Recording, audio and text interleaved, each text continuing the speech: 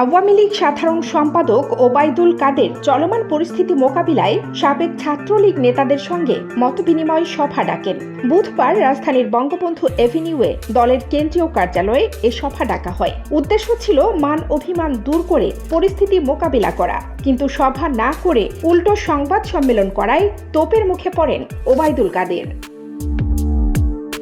ছাত্র নেতারা তাকে ভুয়া ভুয়া বলে স্লোগান দেন, ফলে বিশৃঙ্খলার ঘটনা ঘটে। এক পর্যায়ে বক্তব্য শেষ না করেই সভাস্থল ত্যাগ করতে বাধ্য হন ওবায়দুল কাদের। এর আগে গত 25 জুলাই তেজগাঁওয়ে জেলা আওয়ামী লীগ কার্যালয়ে সমন্বয় সভাতেও ওবায়দুল কাদেরের উপস্থিতিতে হট্টগোল ও বিশৃঙ্খলা হয়।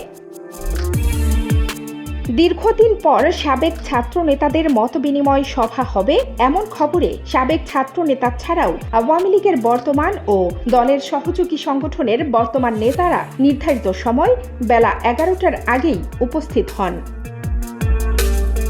কিন্তু সভাস্থলে এসে মতবিনিময় না করেই সংবাদ সম্মেলন শুরু করেন ওবায়দুল কাদের। এ সময় ছাত্র নেতারা বিরক্ত হন, একে অন্যের সঙ্গে বলতে থাকেন আগের প্রোগ্রামগুলোতেও মতবিনিময় সভার কথা বলে নিজে কথা বলে চলে গেছেন, তাহলে এখানে এসে লাভ কি? তখন ছাত্র নেতারা উচ্চস্বরে ওবায়দুল কাদেরকে বলতে থাকেন, মতবিনিময় সভা ডেকে সংবাদ সম্মেলন করলে আমাদের ডাকলেন কেন?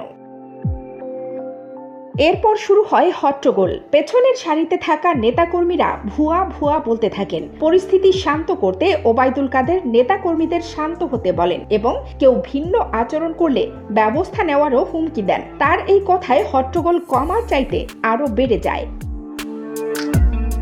সাবেক একজন ছাত্র নেতা বলেন, গত 15 বছরের অনিয়মের বিস্ফোরণ হচ্ছে। কেউ আসলে কাদের ভাইয়ের গতানুগতিক বক্তৃতা শুনতে চায় না। কর্মীরা মনে করে গত 15 বছর যারা দলকে নেতৃত্ব দিয়েছে তাদের অধিকাংশই কমিটি বাণিজ্যের সঙ্গে যুক্ত, দুর্নীতিগ্রস্ত, ব্যর্থ। এদের কারণেই দলকে আজ পরিণতি ভোগ করতে হচ্ছে। দ্রুত দল পুনর্গঠন না করলে আগামীর ধাক্কা সামাল দেওয়া যাবে না। সভায় উপস্থিত আরেক ছাত্র নেতা বলেন, দেশে অস্থিতিশীল পরিস্থিতি বিরাজ করছে, নেতাকর্মীরা মাঠে নেই। এরপরও শীর্ষ নেতারা এর কারণ উপলব্ধি করতে পারেননি। তারা কারো কথাও শুনতে চান না, নিজেদের বলয় নিয়ে চলেন। কানিজ ফাতেমা, নিপা, খবর সংযোগ।